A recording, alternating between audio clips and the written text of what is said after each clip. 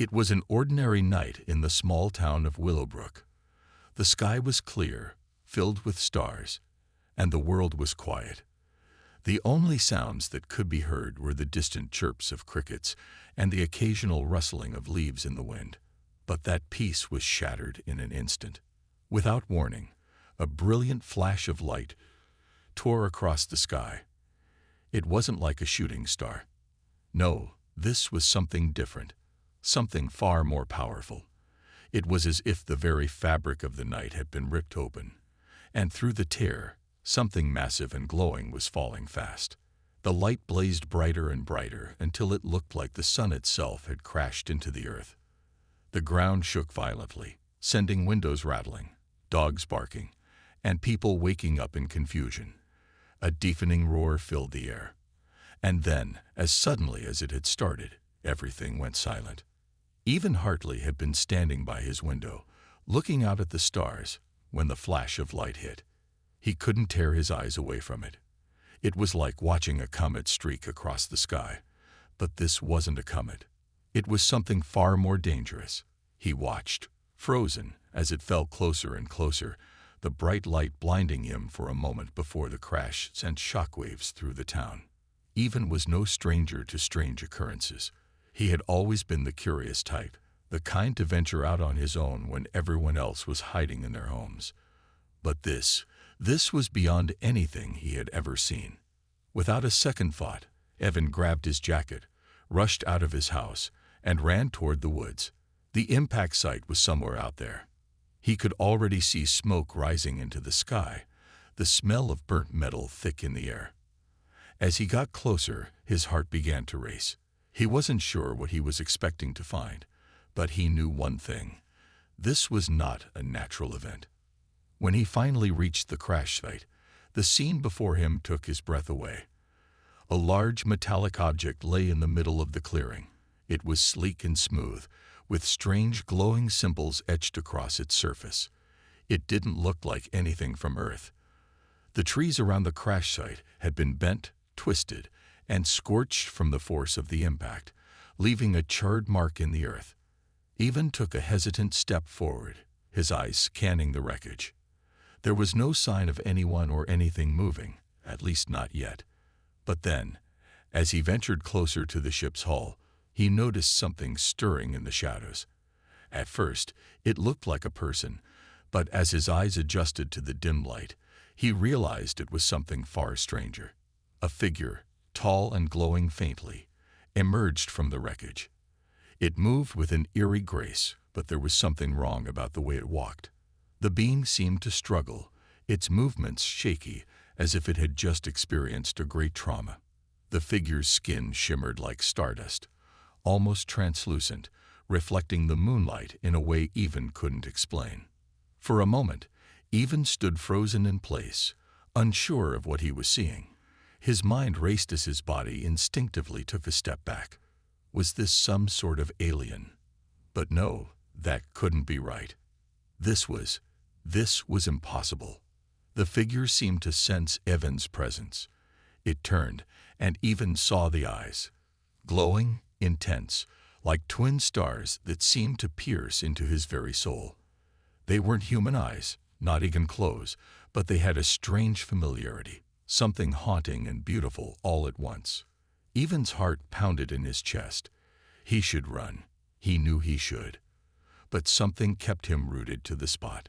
He had always been curious, always wanted to understand things that no one else could. But now, standing before this being from the stars, he wasn't so sure of what he was getting himself into. The figure, who, Evan was now certain, was not human, took a step toward him. Its movements were graceful but slow, as though each step took more effort than it should have.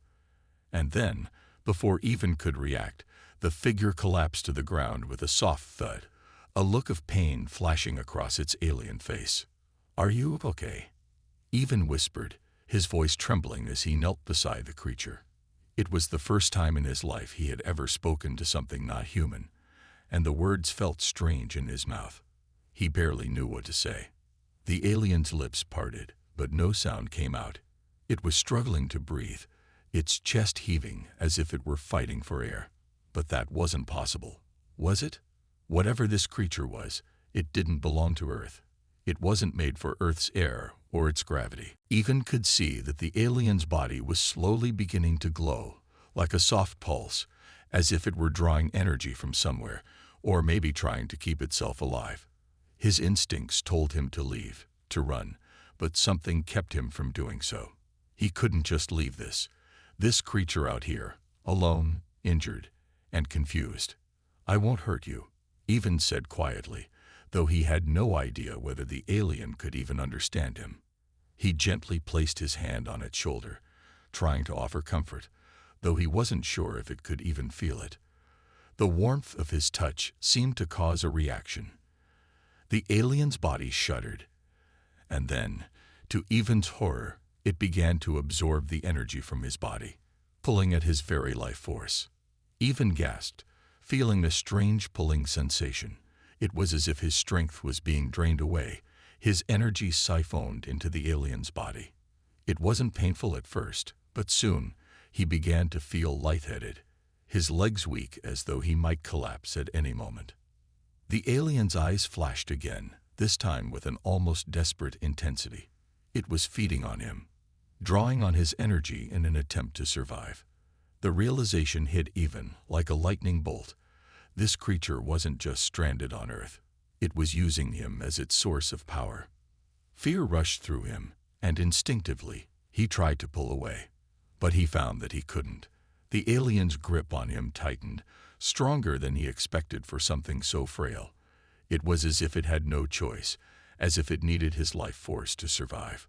For a brief moment, everything around Evan seemed to fade away. His head grew heavy, his vision blurred, and his body felt numb. He was losing himself, his energy being drained faster and faster. But then, as quickly as it had begun, the alien released its hold on him.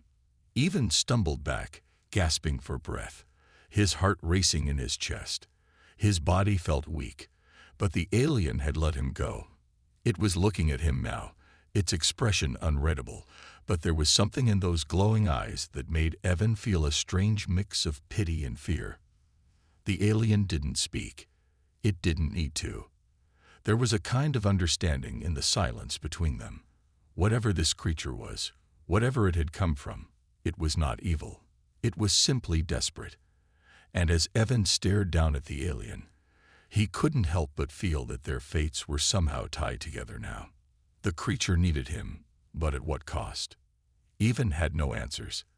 He only knew that whatever this being was, it wasn't just a visitor from another world. It was something much more complicated, something that he was now a part of. And he wasn't sure if that was a good thing or a terrible mistake. The next morning, Evan woke up with a headache. His mind felt foggy, as if he had been in a dream that he couldn't quite remember. The strange events of the previous night kept swirling in his head. He hadn't imagined it, had he? No, he was sure of it. He had seen the alien. He had felt it. But now, in the quiet of his bedroom, it almost felt like it had all been a hallucination. He shook his head, trying to clear the thoughts. No, it couldn't have been a dream. He had been drained, weak, his body feeling as though it had been sucked dry of energy. That wasn't something you just dreamed about. It had been real, but what did it mean? Evan had to go back to the crash site. He couldn't just ignore what had happened. Something inside him was pulling him back there, like an invisible thread. He didn't know why, but he felt like he had to understand what that creature was, what it wanted, and why it had drained him of his energy. As he walked through the woods to the site, the familiar surroundings of the trees and bushes didn't comfort him like they usually did. His senses were heightened. The air felt thick with tension, and the ground beneath his feet seemed to hum with something unknown. He couldn't shake the feeling that something was watching him, waiting. He had no idea what he would find when he arrived, but he knew it wasn't going to be a simple answer. When he finally reached the clearing where the ship had crashed, it was eerily quiet. The once chaotic scene, with trees bent and scorched from the impact, had calmed. The wreckage of the alien ship still lay in the center of the clearing, but the strange glowing symbols on its surface had dimmed. Everything seemed frozen in time, like a picture that had been taken in the middle of a story, with no one to finish it. But then he heard it, a soft sound, like a faint breath. His heart raced as he turned toward the noise. Emerging from behind the wreckage was the alien. She was standing upright, though her movements were slow and cautious. Her skin shimmered faintly in the morning light, like liquid silver, and her eyes glowed with a soft, ethereal light. She looked different this time, not as weak as before, but still fragile. She seemed to be gathering her strength, yet there was something about her that felt different. She was more alert, more aware of her surroundings. Evan's first instinct was to run, to turn and flee, but his legs felt rooted to the ground. The connection he had with this alien, this being, was stronger than he realized. He couldn't simply walk away. He couldn't leave her out here alone again. The alien turned her head slowly, her glowing eyes locking onto his.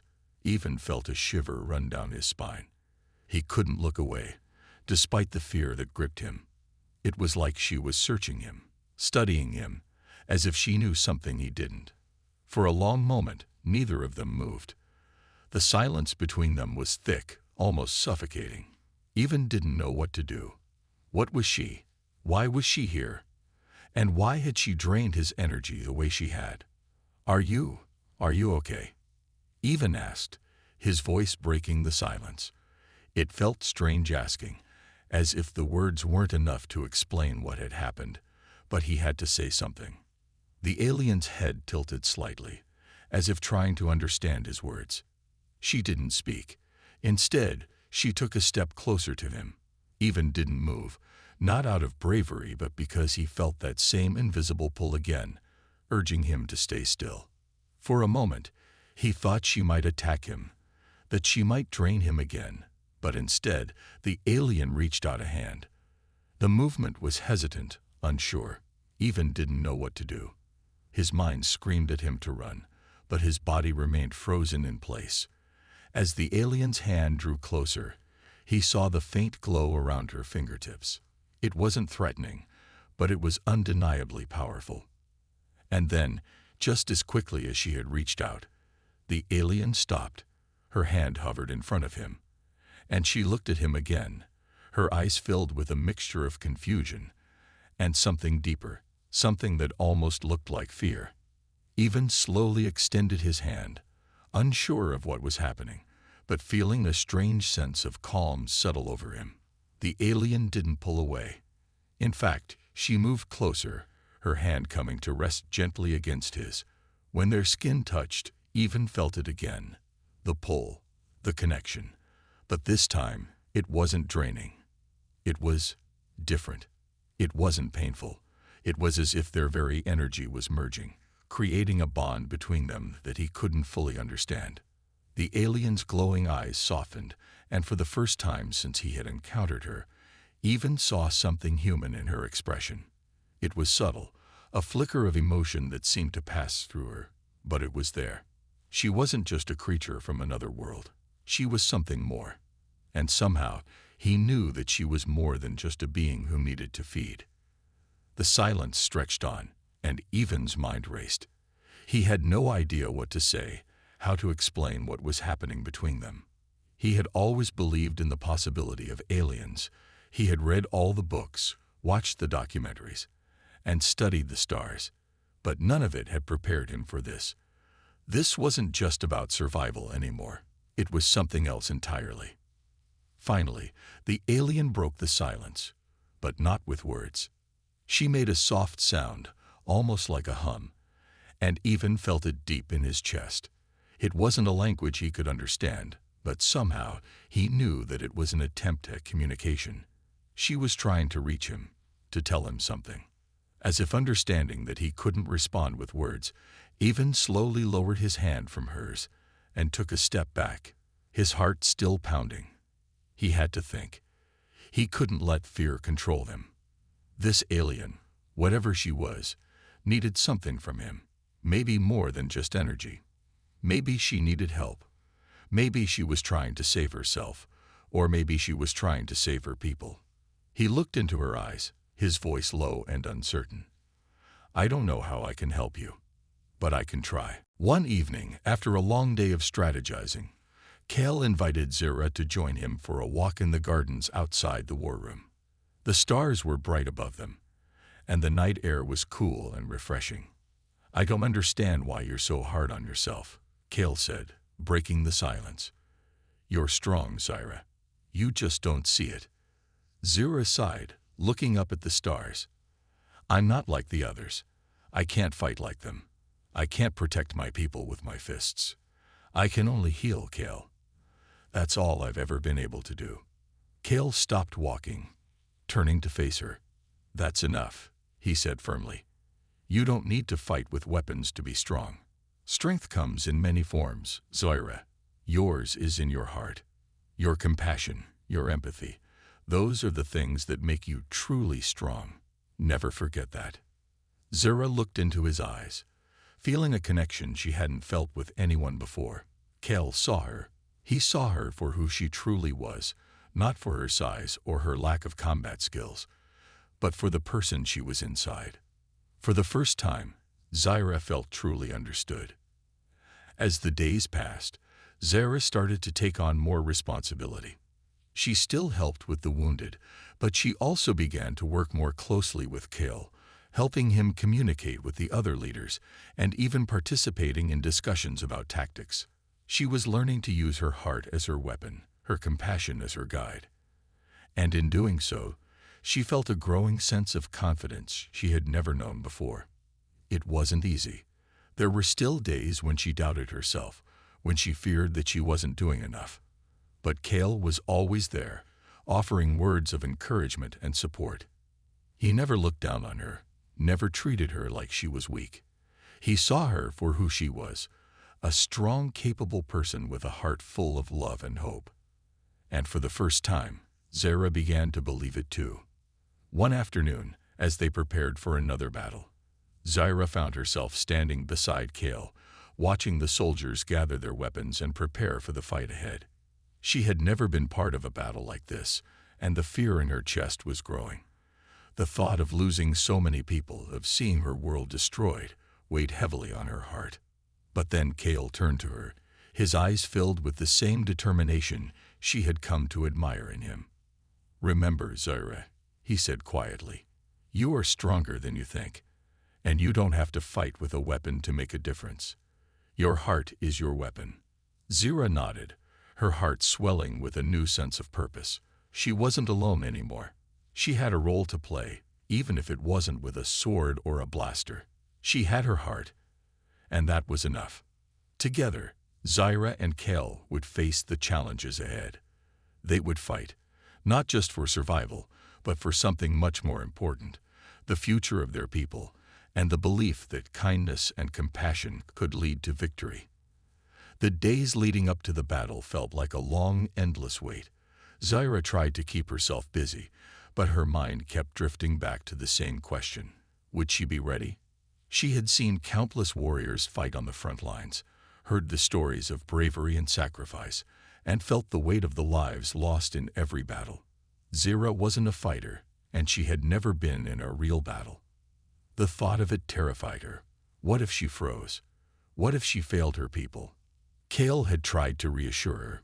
He told her again and again that her strength wasn't in her fighting ability, but in her heart. You don't need to be like the others, he would say. You're already enough just the way you are.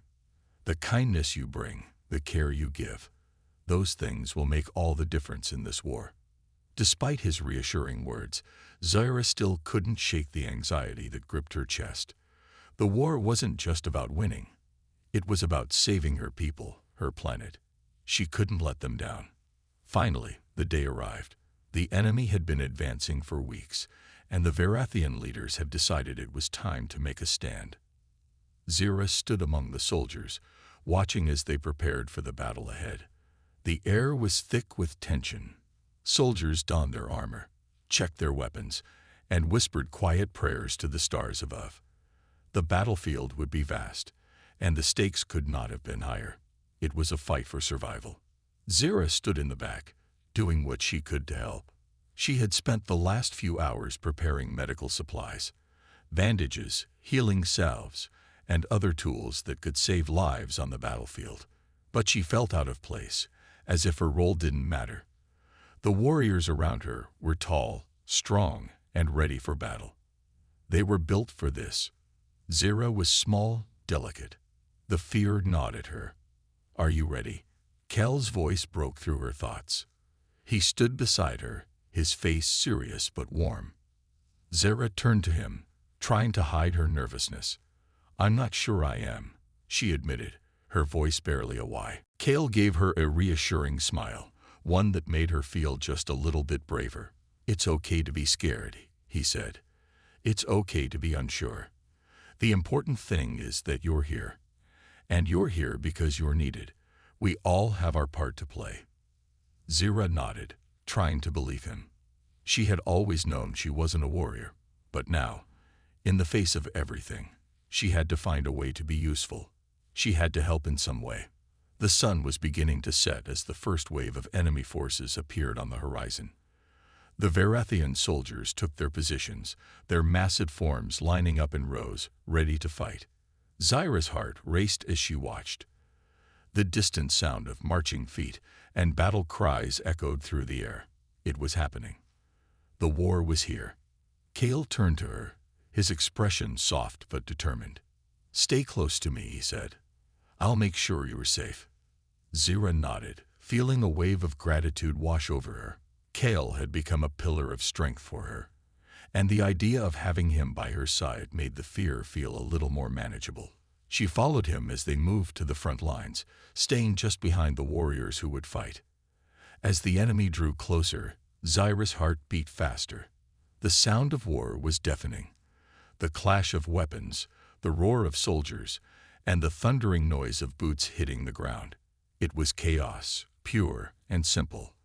The Varathians charged into battle with a ferocity that made the ground shake beneath them, their massive bodies slamming into the enemy forces with incredible force. Zira stood frozen for a moment, watching the violence unfold. The warriors fought with everything they had, using their claws and weapons to tear through the enemy ranks. She saw soldiers fall, their cries of pain filling the air, and it made her stomach churn. She wanted to help, but she didn't know how. Kel noticed her hesitation. He quickly turned to her and grabbed her arm, pulling her out of the line of fire. "You don't belong in the front lines, Zira. You belong with the healers," he said firmly. Zira shook her head, her eyes wide with fear. "But I can't just stand here. My people are fighting for their lives, and I can't do anything to help." "You're helping more than you know," Kel said, his voice calm but strong. "Your strength lies in helping them survive. They need you to heal them. You're saving lives by staying behind." Zira hesitated for a moment, looking at the battle raging around them. She knew he was right. She couldn't fight like the others, but she could help in her own way.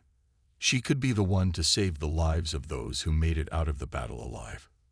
With a deep breath, Zira nodded. "Okay," she said, her voice shaking but determined. "I'll do it. I'll help." Kel smiled at her, a look of pride in his eyes. "That's the spirit. Stay close, and I'll make sure you're safe." Zira quickly followed Kel as he led her to a safe area behind the front lines where the other healers were already working. The wounded began to pour in, soldiers with gashes, burns, and broken limbs. Zira's heart broke for them, but she pushed her feelings aside. This wasn't about her emotions. It was about saving as many as she could. She set to work immediately, using the supplies she had prepared earlier to tend to the injured. The hours passed in a blur.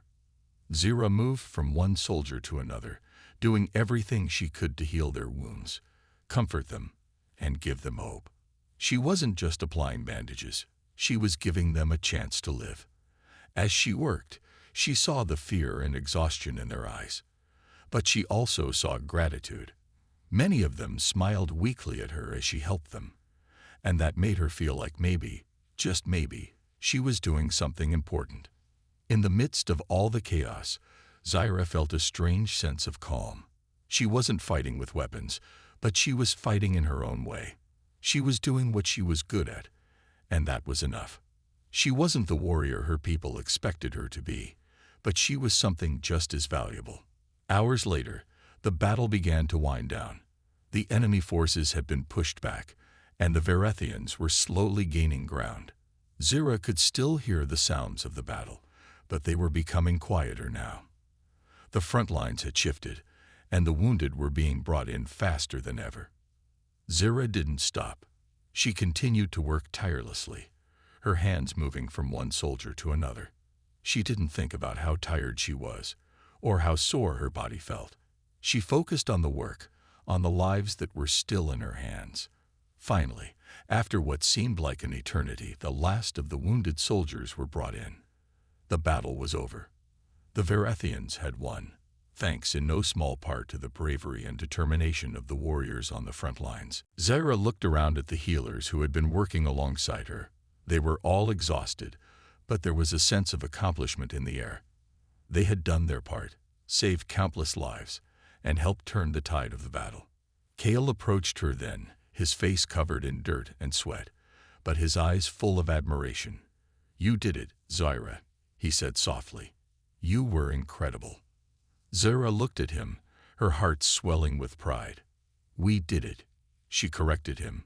"We're all in this together." Kale smiled at her, his eyes full of respect. "You're stronger than you know, Zyra, and I'm proud of you." For the first time in a long while, Zyra felt truly proud of herself. She may not have fought with weapons, but she had fought with everything she had. And that was enough. The battle had been won, but the war was far from over. Zyra stood at the edge of the battlefield, looking out over the wreckage. The ground was littered with broken weapons, fallen warriors, and signs of the brutal fight that had taken place. The smoke from the fires still hung thick in the air, and the cries of the wounded echoed through the camp. Despite the victory, the feeling of triumph was hollow. The Varethians had won the battle, but the war was far from over, and many of their soldiers were injured or dead. Zyra felt the weight of the day's events settling heavily on her shoulders. She had never experienced something like this before. The intensity of the fighting, the rush of saving lives, and the sheer scale of the destruction. It was more than she had ever imagined. But in the midst of it all, something had changed within her. She had discovered a strength she hadn't known she had. Her role as a healer had given her a purpose in this war, and it was a purpose that filled her with determination. Kale had stayed by her side throughout the battle, offering guidance and encouragement when she needed it most. She had seen him fight with unmatched skill, his every movement a testament to his experience and bravery. But even in the midst of the chaos, Kale never lost sight of his duty to protect those around him, especially Zyra.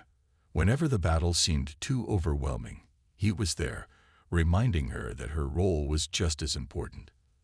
As the day drew to a close, the Varethian leaders gathered to discuss their next steps. Zyra, Kale, and a few of the other healers joined them in the war room. The mood was somber. The victory was important, but the losses had been significant, and the enemy was still a formidable force. Zyra found herself sitting at a table with Kale, listening as the leaders discussed their next move. She had never been involved in military strategy before, but after the battle, she found herself paying close attention.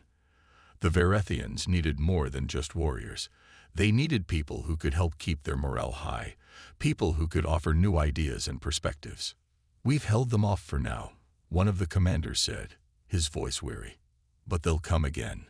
We need to regroup, reinforce our defenses, and make sure we're ready for the next attack." Zyra felt a lump form in her throat. She knew what that meant. The war wasn't over. The threat of destruction was still looming over their planet. "We can't keep fighting like this forever," Kale said, his voice cutting through the tension in the room. "We need a plan to end this. If we keep just defending, we'll only delay the inevitable." Zyra looked at him, feeling a sense of admiration. Kale always spoke with such conviction, such confidence in the face of adversity. He was a leader, not just because of his strength, but because of his vision. He didn't just want to survive. He wanted to win, to end the suffering of his people for good. I agree with Kale, Zyra said, surprising herself. She had never spoken up in a meeting like this before, but the words felt right. We can't keep hiding. We need to take action. We need to go on the offensive. The room went silent as all eyes turned to her. Zyra felt a flush of heat spread across her face, but she didn't look away. She had said what was on her mind, and for the first time, it felt like her voice mattered. "We're not warriors," one of the other commanders said, his tone skeptical. "We're healers. We're not trained to fight." Zyra nodded, understanding his concern. "I know, but we're not just healers. We're people who care about our world, about our people. We've been fighting in our own way, by saving lives, by supporting our warriors. But we need to do more. If we keep waiting, more lives will be lost. The enemy won't stop until we're all wiped out." Kale smiled at her, his gaze full of approval. "Zyra's right. We've been on the defensive for too long. It's time to take the fight to them." Ryan blinked, stunned by the weight of her words. For a moment, all he could do was look at her. Her eyes, filled with something that was both vulnerable and hopeful, seemed to pierce right through him. It was the first time he had ever seen her so open, so raw. He swallowed hard, trying to process what she was saying. He had never expected this. He had never expected to develop such strong feelings for the twins, especially in such a short time. But as he looked at Zyra, sitting there before him, so open and sincere, he couldn't deny that he, too, felt something stirring inside him. A bond, a deep connection that went beyond friendship, beyond duty. It was something far more complicated and perhaps dangerous. "I didn't mean for this to happen," Ryan said, his voice trembling slightly. "I never planned on it. I didn't come here to form connections, to care about anyone." Zyra nodded, her expression softening. "I know, but sometimes things happen, and we can't control them." She reached out, her hand resting lightly on his arm. The touch was gentle, but it sent a jolt of electricity through Ryan. He hadn't realized how much he had longed for connection, for something beyond the lonely existence he had been living. He had spent so many years fighting wars, seeing death and destruction, that he had built walls around himself to protect his heart. But Zyra, in her quiet way, had managed to break through those walls. And now, as she spoke to him with such honesty, he could feel everything shifting. "I don't know what this means," Ryan said, his voice thick with emotion. "But I can't deny that I feel it too. I care about you both, in ways I didn't expect. I didn't want to get attached, but I have." Zyra's eyes softened even further, a faint smile playing at the corners of her lips. "We don't want to be alone anymore, Ryan, and you don't have to be alone either. We care about you, as more than just a protector. You've become a part of us, a part of our family." Ryan's heart clenched at her words. Family. He had thought he had lost his family when the war had torn everything apart. But now, here he was, on a distant planet, surrounded by two alien beings who had become more than just survivors. They had become his family. But the weight of the moment didn't escape him. This connection, this bond they were forming, it was complicated. The twins were still learning about human emotions, and Ryan was still learning how to navigate his own. He wasn't sure where this path would lead, but he knew that it wasn't going to be easy. There were too many unknowns, too many risks. Before he could say anything more, Kale stood and walked over to them, his face serious but not unkind. He placed a hand on Zyra's shoulder, his voice calm but filled with something that Ryan couldn't quite read. "It's true," Kale said, looking at Ryan with deep, steady eyes. "We don't want to be alone. And we want you with us. For as long as you'll stay, we both do." Ryan felt a weight settle on his chest. This wasn't just a confession from Zyra. It was from both of them. They were asking him for something deeper, something more than just his help. They were asking for him to be a part of their lives in a way that went beyond survival. "I never expected any of this," Ryan said softly, his voice almost a whisper, "but I can't deny how I feel. I care about you both, and I want to be here, with you, no matter what happens." Zira and Kale exchanged a glance, a silent understanding passing between them. And in that moment, Ryan knew that he had made the right choice. He had chosen to stay, to protect them, and to help them rebuild their world. But now, it seemed that the bond they had formed was not just about survival. It was about something far more meaningful. As the fire flickered in the distance, casting shadows across the barren landscape, Ryan felt the weight of their confessions settle into his heart. He didn't know what the future held, but one thing was certain: his life would never be the same. They were no longer just survivors. They were family. And together, they would face whatever challenges lay ahead. Ryan stood at the edge of the ruined city, his eyes scanning the horizon as the wind whispered through the broken buildings. It had been a few days since Zira and Kale had confessed their feelings for him. Since that night, everything had changed. The world around him still felt empty and broken, but inside him, there was something new, a sense of belonging, a sense of hope. Yet, with it came confusion and fear, emotions that Ryan wasn't used to. He had spent years as a soldier, a protector, a survivor. His job had always been clear. But now, things were far more complicated. The twins, Kale and Zira, had become more than just survivors. They had become his family. They trusted him, depended on him, and cared for him in ways that went beyond anything he had ever experienced. They had become his anchor in a world that had lost its direction. But as much as he cared for them, Ryan couldn't shake the feeling that he was about to make a choice that would change everything. And that choice, that decision, wasn't as easy as simply staying with them. In the back of his mind, Ryan could still hear the whispers of his past life, his mission, his training, the orders he had been given. He had been sent to this planet for a reason: to survive, to gather intel, and to protect. But now, with the twins in his life, he found himself torn. They had become his world, but he couldn't ignore the nagging feeling that his duty as a soldier wasn't over yet. There was still a mission to complete, still something bigger that needed to be done. But could he really leave the twins behind? Could he abandon them after everything they had been through together? The decision weighed heavily on his shoulders. Ryan had never been one to make emotional decisions. He was a soldier, trained to follow orders and complete missions without hesitation. But this was different. This was personal. This was about more than just survival.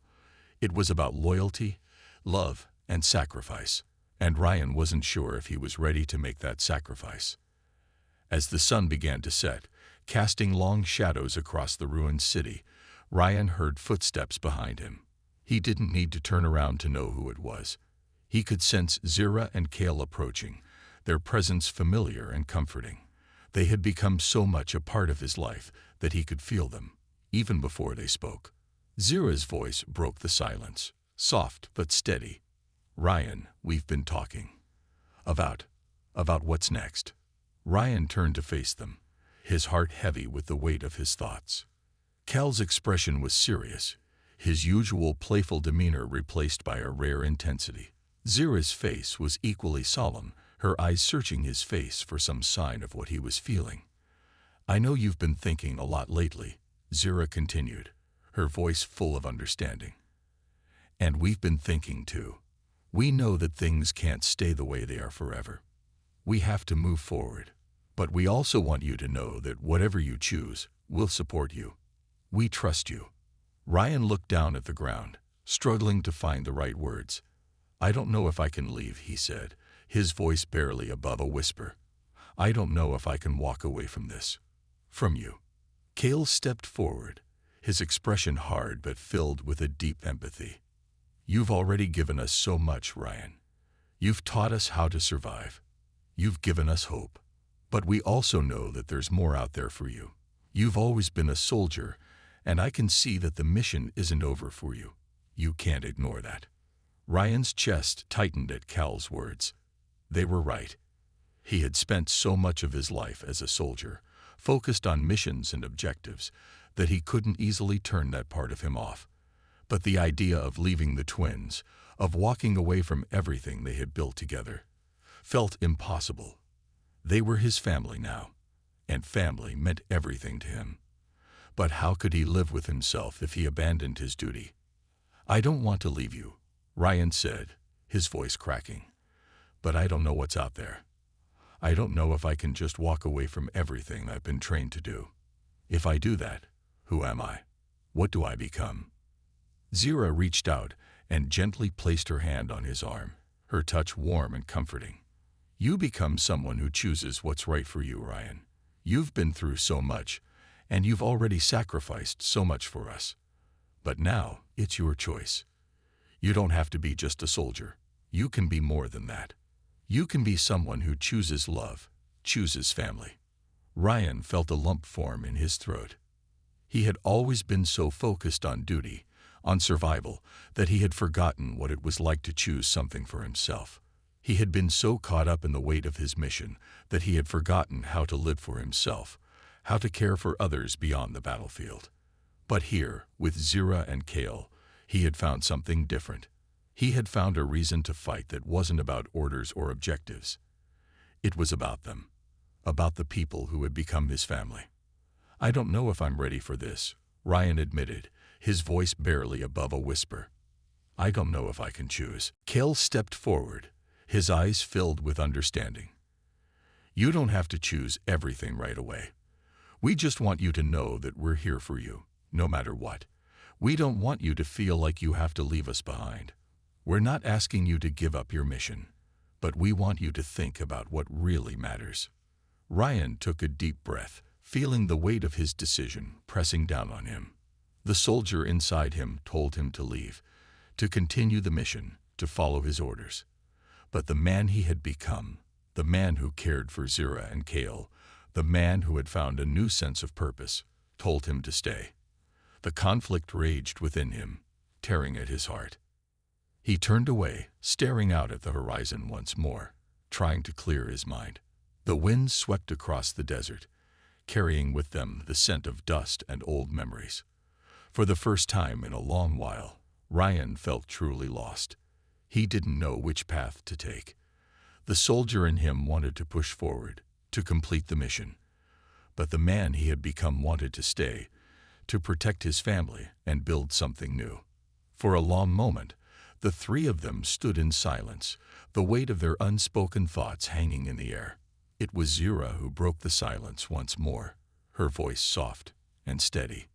"You don't have to make a decision right now," she said gently. "We're here. We'll wait for you. Whatever you choose, we'll be with you." Ryan nodded, his throat tight with emotion. "Thank you," he whispered, his voice thick with gratitude. "Thank you both."